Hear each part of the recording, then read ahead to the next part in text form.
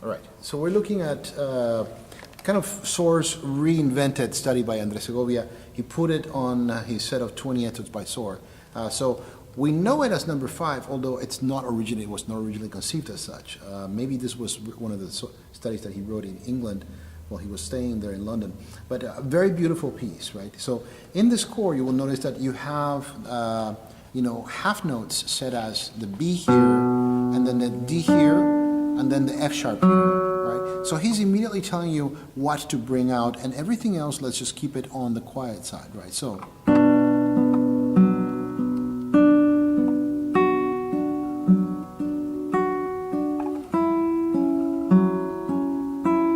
And I hope you notice that I kept my third finger there because it was a common finger between both chords, right?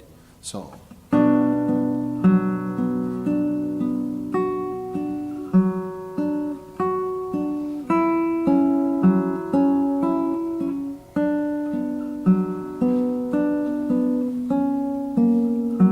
So you have the D, the C sharp, the A sharp, and the F sharp. Back to a B minor formation. Open.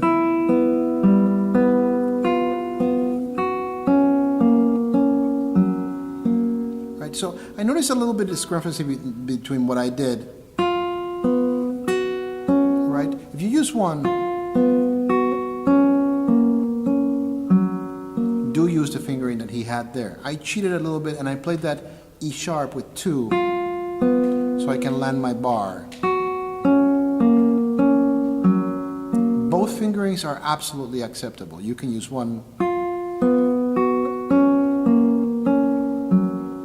which is a very elegant fingering, right? So nothing against this fingering that was on the score. It's just upon reading it, I was sight reading and that's where my hand went. So whichever option you want to use, 2 to bar or 1 over and 2 stacked to top to get 2, 3, and 4 there.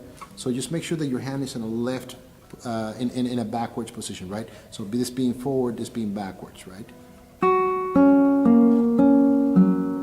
Then take your time as you start with the theme again. It's marked piano on the score, probably by Segovia, but rightfully so.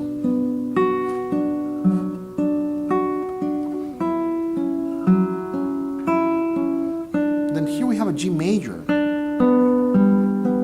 So at the end of the third line, we have a major positioning on the third position. Back to second position. So those are half stacked there.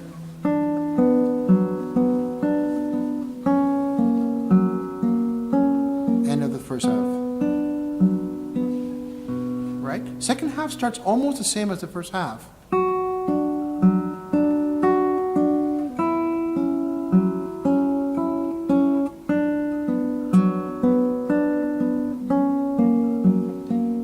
Minor, crescendo, or you could have just done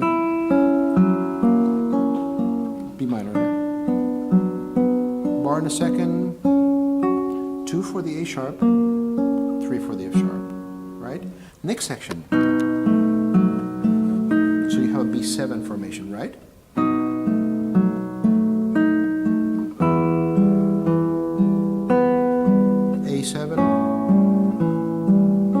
Move that to a D major. So you notice that I turn my hand around. So my hand is in forward position, right? Forward, always facing this way.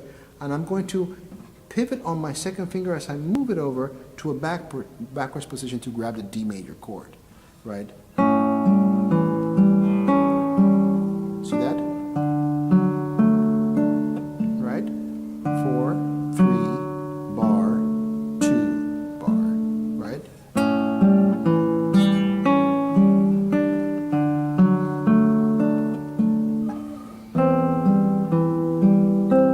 A minor with a 7th, G. And then in this chord it's marked as 3. So you can grab that with 1.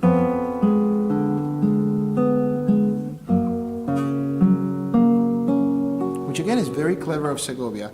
You can stay with 2, but by the time you get to this, you're going to pay for it, right? So...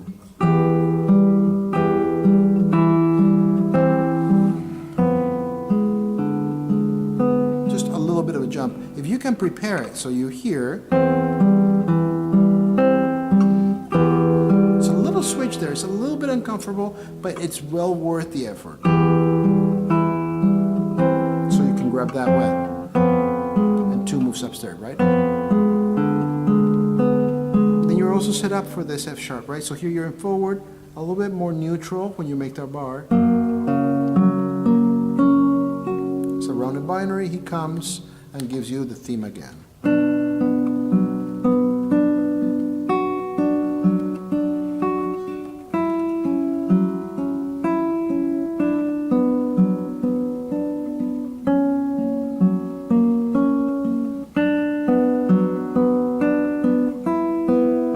Same change. Now we have quite a bit of a change here. On the 4th, right? So you have your bar here. 3 is grabbing the F natural or E sharp, if you may, as marked in this chord.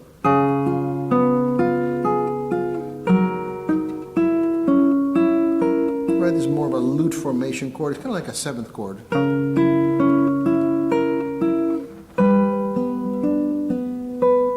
Right, so going back on that little change.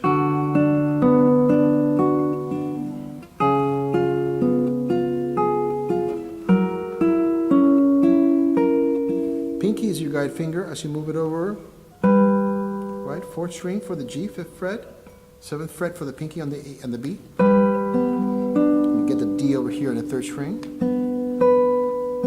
right?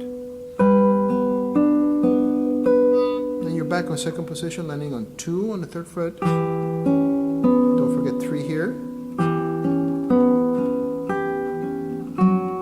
B minor.